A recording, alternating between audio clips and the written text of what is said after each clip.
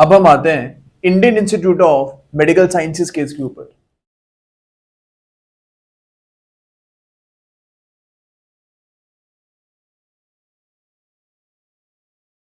अब इस केस में बोला गया था कि अगर जो पुलिस ऑफिसर हैं उन्होंने डिसीजन लिया है कि वो चार्जशीट फाइल करने वाले हैं या फिर वो क्लोजर रिपोर्ट फाइल करने वाले हैं, तो इस केस में इनको इन्फॉर्मेंट को इन्फॉर्म करना पड़ेगा। यानी कि जिस पर्सन ने एफआईआर रिकॉर्ड करवाई है, इस पर्सन को पुलिस ऑफिसर इन्फॉर्म करेंगे कि हम चार्जशीट या फिर क्लोजर रिपोर्ट फाइल करने वाले हैं। इस केस में ये चीज बोली गई थी कि जो भी मैजिस्ट्रेट केस में कॉग्निजेंस लेने वाले हैं, अगर वो डिसाइड करते हैं कि मैं इस केस के ऊपर, मैं इस चार्जशीट के ऊपर कॉग्निजेंस नहीं लूंगा, यानी पुलिस ऑफिसर जो है उन्होंने चार्जशीट लगाई है केस की, एंड जो मैजिस्ट्रेट है वो ऐसा डिसीजन बनाता है अपना कि मैं इस केस में कॉग्निजेंस नहीं लूंगा, इस केस को आगे मैं नहीं बढ़ाऊंगा। अब यहाँ पे इस केस में जो भी इंफॉर्मेंट होंगे, जिन्होंने भी एफआईआर का दर्ज करवाया होगा, इनको मैजिस्ट्रेट इन्फॉर्म करेंगे। The magistrate will actually intimate the informant that is not going to take cognizance in the case. Okay, तो ये चीज भी इस केस में बोली गई है। अब पर्पस क्या है, जो मैजिस्ट्रेट हैं उनको क्यों जरूरी है बताना इंफॉर्मेंट को कि मैं इस केस में कॉग्निजेंस नहीं ले रहा हूं। ऐसा इसलिए जरूरी है बिकॉज इस पर्टिकुलर सर्कमस्टांस में जो भी इंफॉर्मेंट होंगे, he has the right to file protest petition. जो भी इंफॉर्मेंट होंगे वो प्रोटेस्ट पिटिशन फाइल कर सकते हैं एंड वो मैजिस्ट्रेट को रिक्वेस्ट कर सकते हैं कि प्लीज आप इस केस में cognizance low. So what is the purpose of filing protest petition? Protest petition is an application by the informant to actually being heard on the point of cognizance. यहाँ पे जो इन्फॉर्मेंट है वो request करते हैं magistrate को कि cognizance की इशू के ऊपर आप मुझको सुनो। यहाँ पे जो मैजिस्ट्रेट हैं वो इवन एक्यूज्ड को भी सुन सकते हैं, यानी कॉग्निजेंस लेनी चाहिए या फिर नहीं लेनी चाहिए, इस चीज के ऊपर एक्यूज्ड को भी सुना जा सकता है। अब हमको याद रखना है कि इस स्टेज के ऊपर, जब एक कॉग्निजेंस का स्टेज है, यहाँ पे अभी एक्यूज पिक्चर में नहीं आए हैं।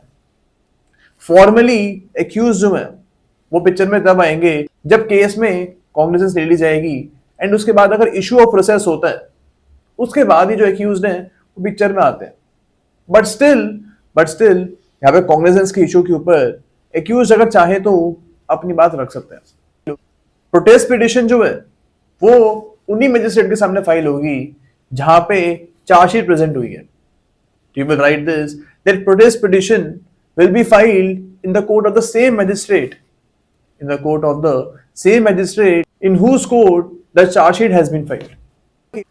अब हमारे सामने क्वेश्चन आता है कि अगर जो इन्फॉर्मेंट है और जो विक्टिम है वो अलग अलग है, यानी जिन्होंने एफआईआर रिकॉर्ड कराई है वो दूसरे पर्सन है एंड जो विक्टिम है केस के वो दूसरे पर्सन है, तो इस केस में ये दोनों लोग जो हैं ये प्रोटेस्ट पिटिशन फाइल कर सकते हैं।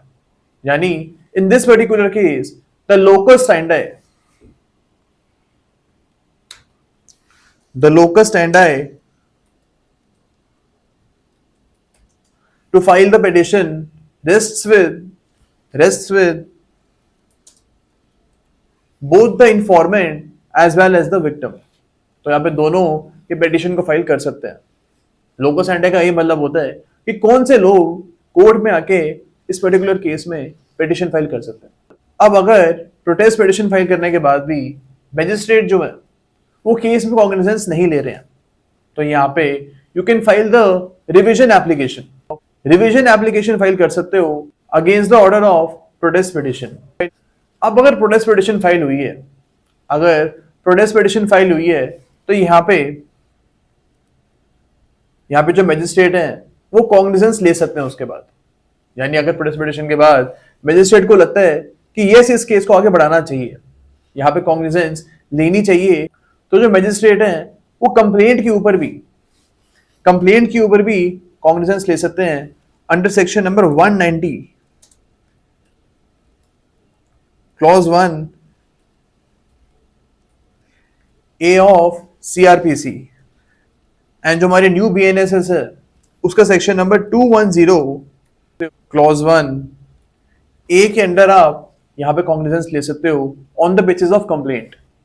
यानी जो यहाँ पे मैजिस्ट्रेट है वो प्रोटेस्ट पिटिशन को एज अ कंप्लेंट ट्रीट करेंगे एंड इसके ऊपर वो कॉग्निजेंस ले सकते हैं। अब इसका ये फायदा है कि अगर आगे जाके मैजिस्ट्रेट को लगता है that this complaint is not in the interest of justice and इस कंप्लेंट का कोई मतलब नहीं है, तो वो आगे जाके इस कंप्लेंट को डिसमिस भी कर सकते हैं। Okay, there is a provision for dismissal of complaint as well. Okay, या फिर अगर मैजिस्ट्रेट चाहे तो वो जो चार्जशीट फाइल हुई है, जो पुलिस रिपोर्ट फाइल हुई है, उसके ऊपर भी कॉग्निजेंस ले सकते हैं। यानी सेक्शन नंबर 190 क्लॉज 1